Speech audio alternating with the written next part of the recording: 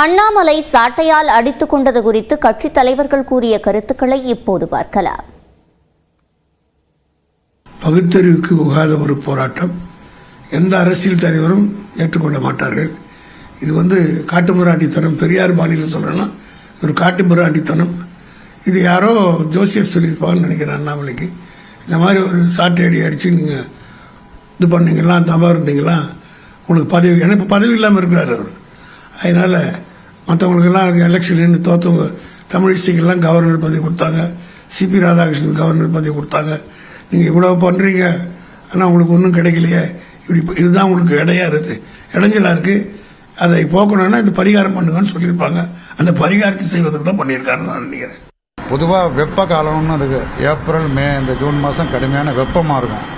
அந்த வெப்ப காலத்தில் சில பேர் பாதிக்கப்பட்டு போயிடுவாங்க. என்ன செய்யணும்னு அவங்களுக்கே தெரியாது. அதாவது அது உடல் ரீதியான பாதிப்பு. அது அப்போ அதை சிகிச்சை அளிப்பதற்கு புகழ்வாய்ந்த சிறப்பு மருத்துவமனை இங்கே சென்னையில் இருக்குது.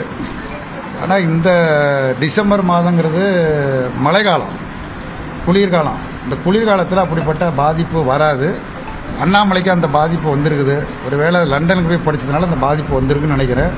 ஒருவர் தன்னை வருத்தி கொண்டு தமிழக மக்களுடைய எண்ணங்களை பிரதிபலிக்கக்கூடிய ஆட்சியாளர்கள் இங்கே இல்லை, மக்கள் விரோத போக்கை ஆட்சியாளர்கள் செய்து கொண்டிருக்கிறார்கள், இந்த நிலை மாற வேண்டும் என்று உணர்வுபூர்வமாக கூறும்போது ஏற்றுக்கொள்பவர்கள் ஏற்றுக்கொள்ளலாம், ஏற்றுக்கொள்ளாதவர்கள் ஏற்றுக்கொள்ளாமல் இருக்கலாம். அதனை கேலியாக தமாஷாக நினைத்து பேசுபவர்களால் தமிழகத்திற்கு வரும் காலங்களிலே எந்த பிரயோஜனமும் இருக்க போவது கிடையாது. மக்கள் வருங்காலங்களிலே அதுபோல பேசுபவர்களை அடையாளங்கண்டு ஒதுக்கி தள்ளுவார்கள் என்று நான் குறிப்பிட விரும்புகிறேன். லண்டன் போய்விட்டு வந்த பிறகு என்ன ஆனது என்று தெரியவில்லை. ஏன் அவர் இப்படிப்பட்ட முடிவை எடுக்கிறார் என்பது வருத்தமளிக்கிறது. தன்னைத்தானே வருத்திக் கொள்ளும் அகிம்சா வழி போராட்டத்தை காந்தியடிகளைப் போல கையில் எடுக்கிறாரா என்று தெரியவில்லை. ஆனால் காந்தியடிகள் கூட இப்படிப்பட்ட போராட்டங்களை அறிவித்ததில்லை. சாட்டையால் அடிச்சுக்கிறதுங்கிறது ஒருத்தருக்கு கொடுக்கக்கூடிய ஒரு தண்டனை அல்லது பாவ விமோசனம்.